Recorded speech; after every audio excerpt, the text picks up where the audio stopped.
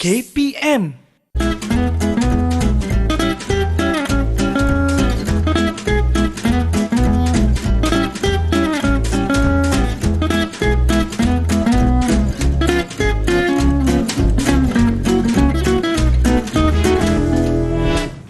Assalamualaikum dan salam sejahtera. Apa khabar semua penonton? Saya Syamira Nazir. Selamat berkenalan dan juga berjumpa anda semua. Hari ini istimewanya selama 30 minit kita akan membincangkan tentang format pentaksiran instrumen peringkat menengah rendah bagi mata pelajaran sains.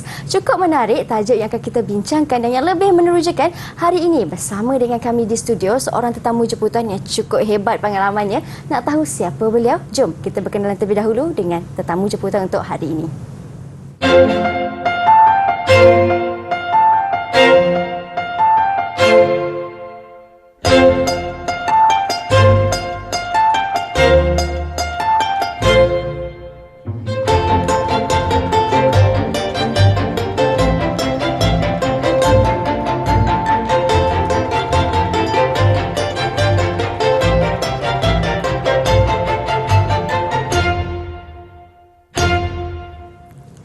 Baik, itu dia sedikit latar belakang tetamu jemputan yang bersama dengan kami. Tetapi sebelum kita teruskan pembincangan kita, suka juga untuk Mira perkenalkan juru bahasa isyarat yang bersama dengan kami di studio, iaitu Cikgu Saiful Amri Sailan dari Sekolah Menengah Pendidikan Khas Vocasional Shah Alam Selangor. Apa khabar Cikgu Saiful? Terima kasih Cikgu kerana bersama dengan kami untuk hari ini. Baiklah, untuk hari ini tetamu yang bersama dengan kami merupakan Tuan Simon yang merupakan penolong pengarah Unit Sains Sektor Pembinaan Instrumen Akademik Lembaga Peperiksaan Kementerian Pendidikan Malaysia. Apa khabar? Khabar baik. Salam perkenalan saya ucapkan. Terima kasih. Memandangkan ini kali pertama kita bersua ya. Ya betul.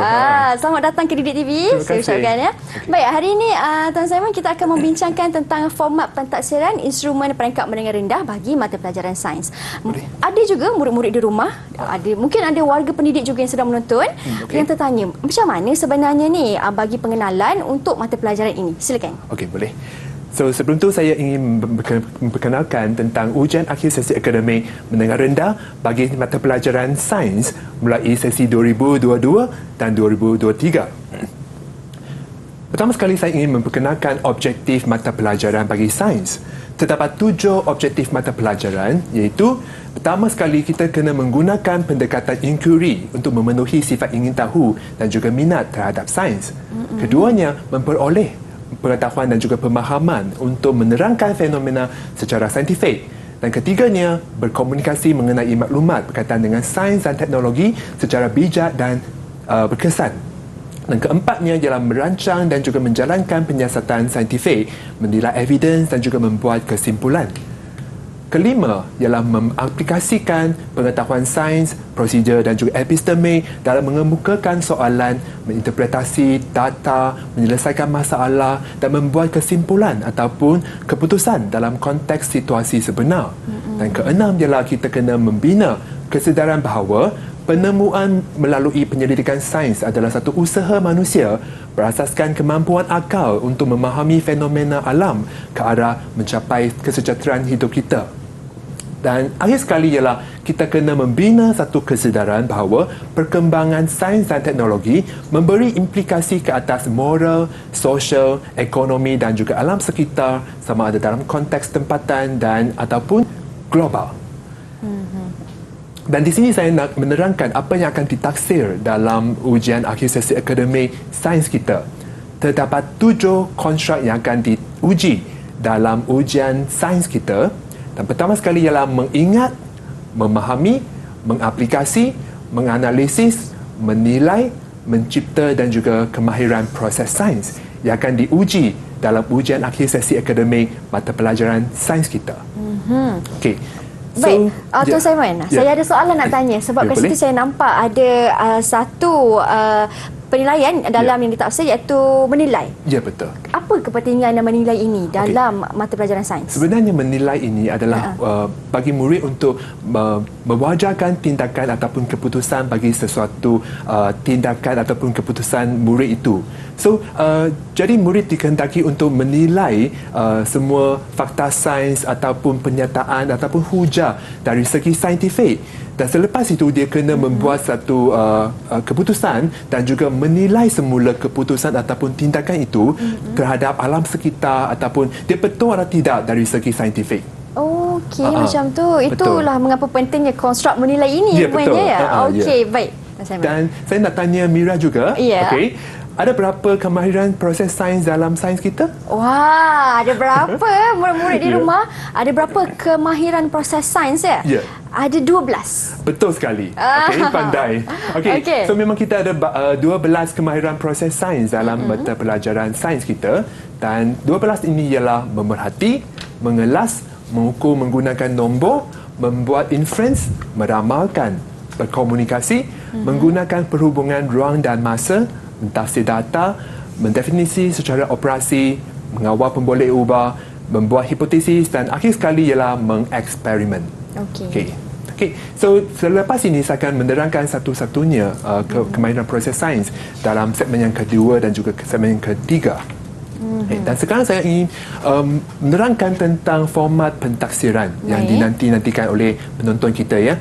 So peruntukan masa untuk menjawab soalan ialah 2 jam.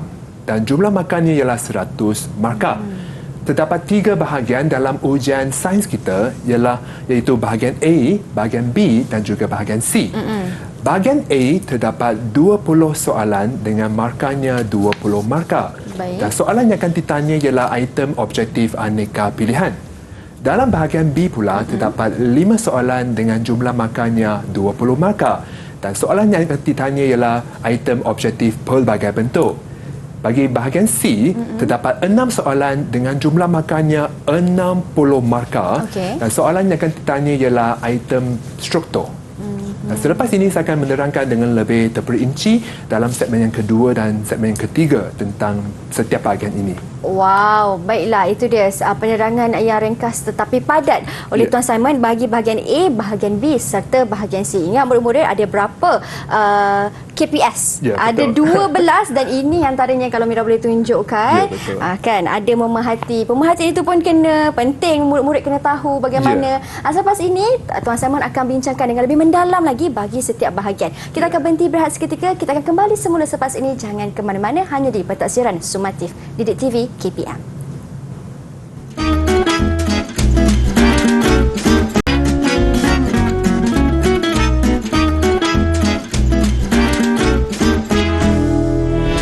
Baiklah, hari ini di dalam Pentaksiran Sumatif kita membincangkan tentang format pentaksiran instrumen dan peringkat mendengar rendah bagi mata pelajaran sains bersama-sama dengan Tuan Simon yang merupakan penolong pengarah unit sains Sektor Pembinaan Instrumen Akademik Lembaga Peperiksaan Kementerian Pendidikan Malaysia. Baik Tuan Simon, untuk segmen ini kita nak bincangkan pula bagi bahagian A, bahagian B serta bahagian C. Betul? Betul. Okey, jadi silakan Tuan. Dalam segmen ini saya akan menerangkan dulu bahagian A dan bahagian B. So bahagian A tadi saya telah jelaskan bahawa terdapat 20 soalan dengan jumlah markahnya 20 markah dan soalan yang akan ditanya ialah item objektif aneka pilihan. Jadi sekarang saya ingin menunjukkan beberapa contoh soalan dalam bahagian A. Okey. Raja ini menunjukkan beberapa haiwan yang terdapat di Malaysia dan termasuklah ular, kura-kura. Okey. Haiwan ini boleh dikelaskan sebagai kumpulan yang mana? Jadi murid-murid di rumah ataupun di sekolah bolehlah menjawab soalan ini. Okey. Jawapannya ialah reptilia. Okey, betul.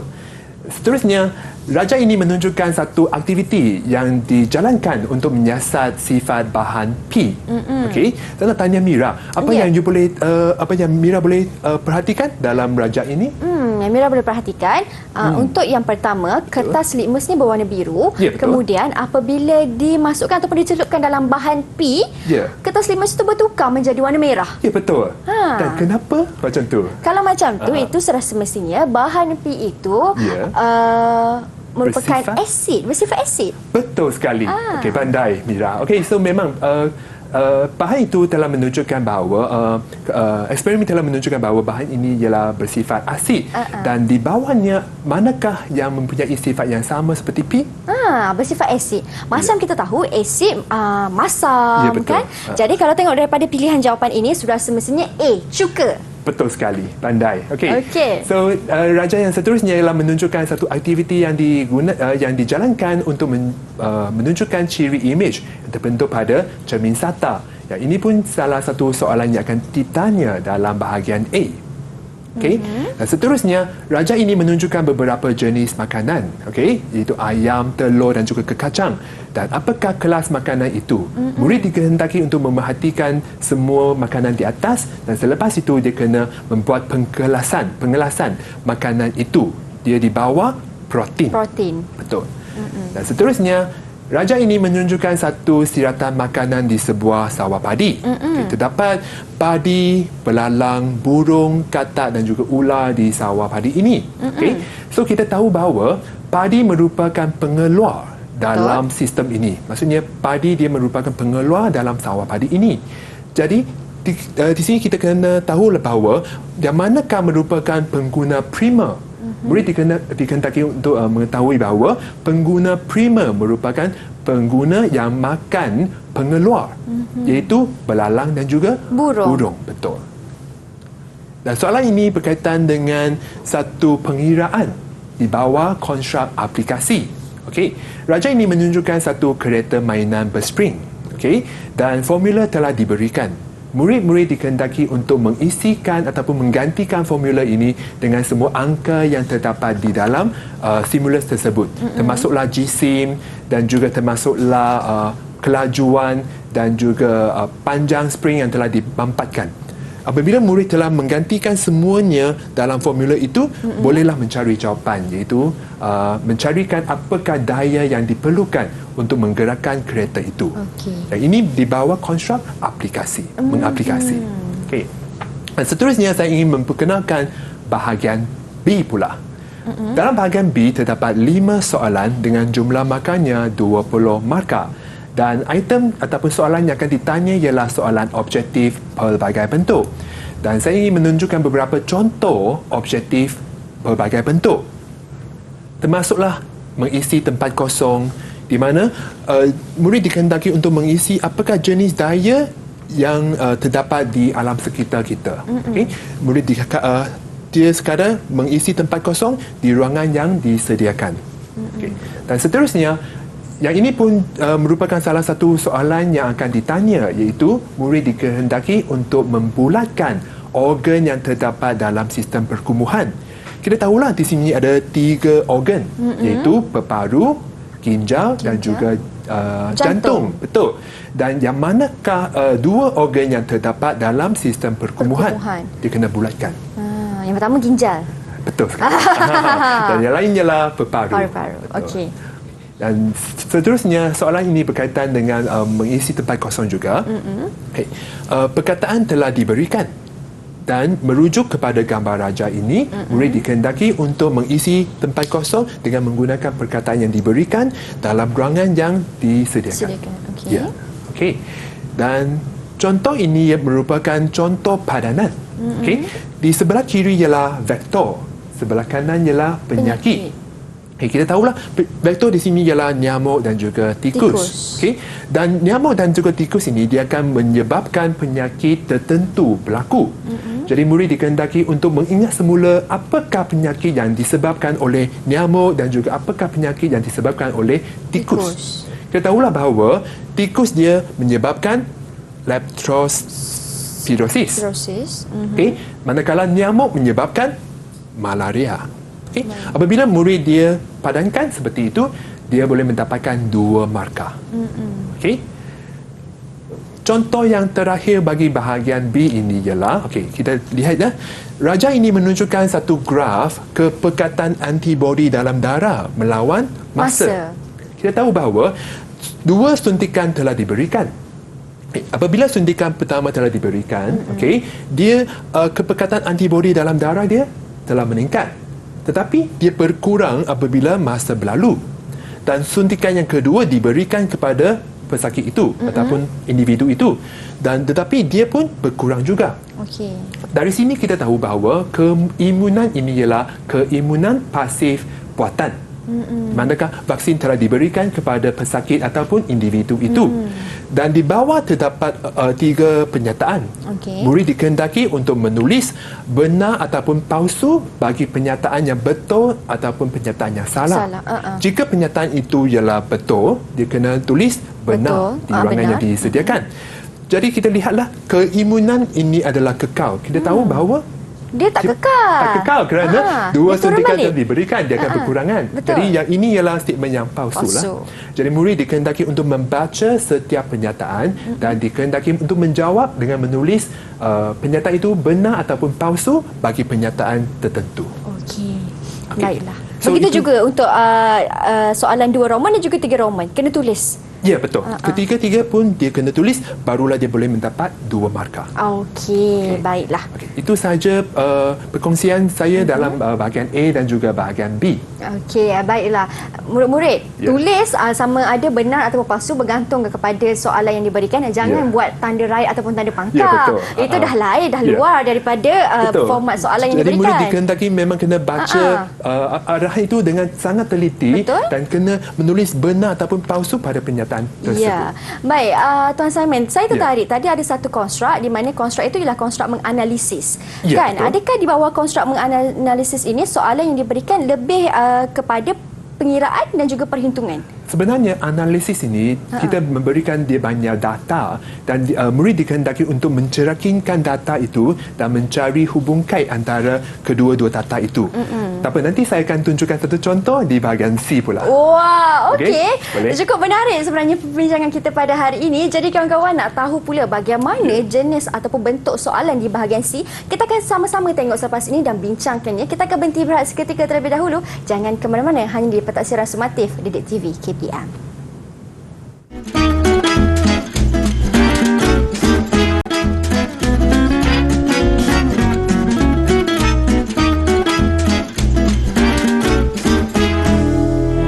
Baiklah, di segmen ini kita akan bincangkan dan fokuskan pula untuk jenis-jenis soalan di bahagian C. Kalau tadi kita dah tahu bahagian A dan juga bahagian B berapa masa yang diperuntukkan, berapa puluh markah yang akan diberikan, di bahagian C ini bagaimana pula? Jadi silakan Tuan Simon. Baik, Mira.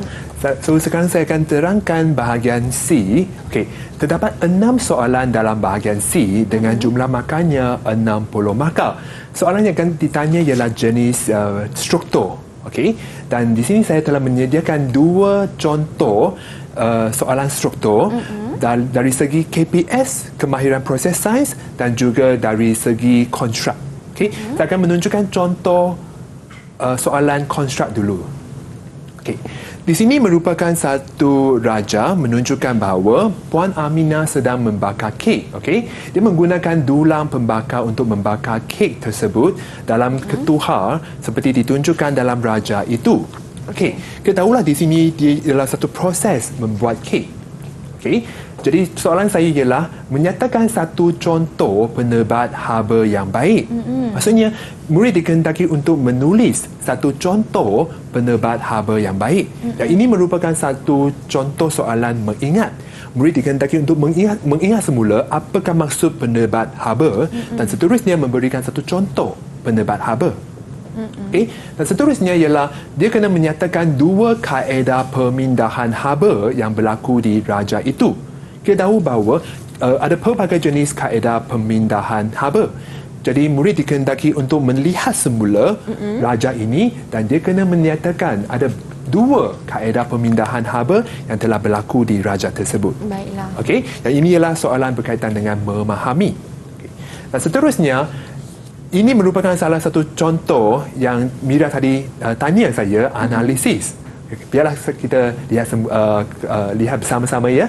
Puan Amira menggunakan 2 bekas yang berbeza. Okay, di sini ada 2 bekas yang berbeza untuk membakar keknya seperti yang ditunjukkan dalam raja itu.